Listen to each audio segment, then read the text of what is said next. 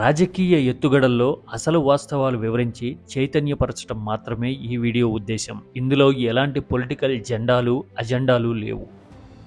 Welcome to key talks. AP డెవలప్మెంట్కి ఎలాంటి model కావాలి? నేరుగా ప్రజల ఖాతాల్లో డబ్బులు జమ చేసే మోడల్ కావాలా, లేదంటే గనక 4 ఏళ్లలోనే పేదరికాన్ని నిర్మూలించేస్తాము అని అరిచేతిలో వైకుంఠం చూపించే మోడల్ కావాలా? ఈ రెండు కాకుండా ప్రాక్టికాలిటీని, భవిష్యత్తుని దృష్టిలో పెట్టుకుని నిర్మాణాత్మకంగా అడుగు వేసేందుకు అవకాశాలు ఉన్నాయా? ఈ మూడింటి మీద చదువుకున్న వాళ్ళలోనూ, ఆలోచన పరుల్లోనూ, ఏపీ భవిష్యత్తు బాగుండాలి అనుకునే వాళ్ళలోనూ ఒక విస్తృతమైన చర్చ జరుగుతుంది. ఇందులో ఎలాంటి కన్ఫ్యూజన్ లేదు. ఏది రాజకీయం కోసం చేస్తున్నారో, ఏది ఉత్త ప్రచారం డీటెయిల్ గా చూద్దాం. అంతకంటే ముందు మీరు కీ టాక్స్ ని సబ్స్క్రైబ్ చేయడం మాత్రం మర్చిపోకండి.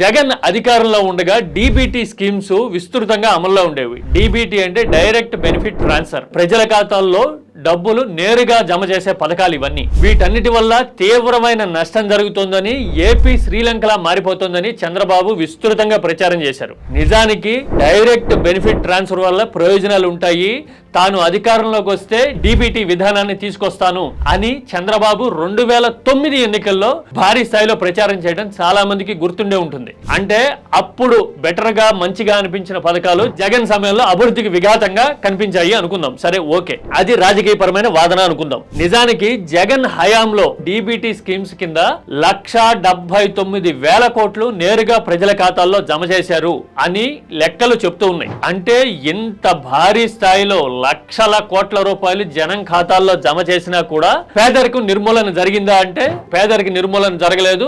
ఏపీ పేద రాష్ట్రం అయిపోయింది అని చంద్రబాబు చెప్తున్నారు. ఈ రాష్ట్రంలో జీరో పవర్టీ చూడాలనేది నా లక్ష్యం. మరి దత్తత తీసుకుంటే మాత్రం ఎలాంటి మార్పు వస్తుంది, ఎలా మార్పు వస్తుంది అనేది ప్రధానమైన ప్రశ్న.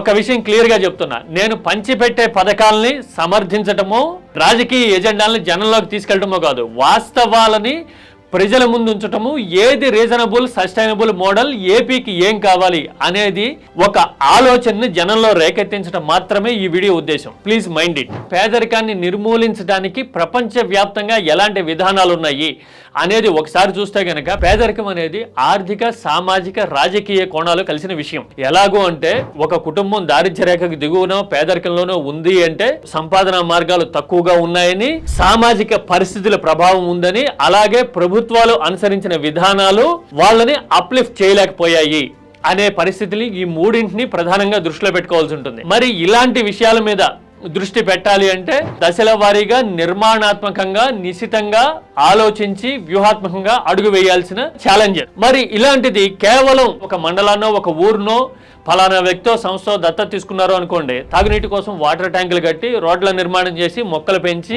ఇలాంటివన్నీ చేశారనుకోండి, వీటి అన్నిటి వల్ల వ్యక్తిగత జీవితాల్లో మార్పు ఎలా సాధ్యం అనేది ఒక పెద్ద ప్రశ్న. తర్వాత ఇంతకు ముందు చేసిన వీడియోలో నేను అడిగా, చిన్నపిల్లలు ఉన్నప్పుడు కాయ కష్టం చేసుకునే కుటుంబాలు అయినప్పుడు 4 ఏళ్లలోనే ఎలాగ మారిపోతాయి అనేది ఒక క్వశ్చన్ అడిగా. అంటే అటు డీబీటీ స్కీమ్స్ లో ఛాలెంజెస్ ఉన్నట్టే, ఇటు 4 ఏళ్లలో పేదరిక నిర్మూలన అనేది కూడా చాలా ప్రశ్నలతో కూడుకున్నది. నిజానికి ఏపీలో ప్రధానమైన సమస్య ఏంటి అంటే ప్రజలకు సంబంధించినంత వరకు విద్య, వైద్యం కాస్ట్లీ అయిపోవటము, సంపాదిస్తున్న ప్రతి 100 రూపాయల్లో 60 రూపాయలు పిల్లల చదువులకు కానీ, ఆరోగ్యం మీద కానీ ఖర్చు పెట్టే పరిస్థితి ఉండటము. ఈ రెండింటి మీద, ఆరోగ్యం మీద, విద్య మీద గనక పెట్టే ఖర్చు తగ్గితే ఆటోమేటిక్ గా అది కుటుంబాల అప్లిఫ్ట్మెంట్ కి ఉపయోగపడుతుంది. మరి వీటన్నిటికీ 5 ఏళ్ళలో, 10 ఏళ్ళలో, 15 ఏళ్ళలో పడుతుంది. ఒక జనరేషన్స్ మారడానికి కనీసం ఒక జనరేషన్ అయినా పడుతుంది. అందుకోసమే నేరుగా పంచిపెట్టే పథకాల గురించి అయినా, 4 ఏళ్లలో అద్భుతాలు చేస్తామనే ప్రచారాల విషయంలో అయినా అసలు ప్రాక్టికాలిటీ ఎంత ఉంది అనేది లోతుగా ఆలోచిస్తే వాస్తవాలు ప్రజలకు అర్థమవుతాయి. స్కాండినేవియన్ కంట్రీస్ లో, నార్వే, స్వీడన్, డెన్మార్క్ లాంటి చోట్ల ప్రత్యేకమైన కంటింజెంట్ నిధిని పెట్టి ఎలాంటి విధానాలు అనుసరించారు, దక్షిణ అమెరికా దేశాల్లో ఎలాంటి పరిస్థితులు ఉన్నాయి లాంటి క్లినికల్ అండ్ ప్రాక్టికల్ స్టడీనంతా నేను మీ ముందుకు తీసుకురాబోతున్నా.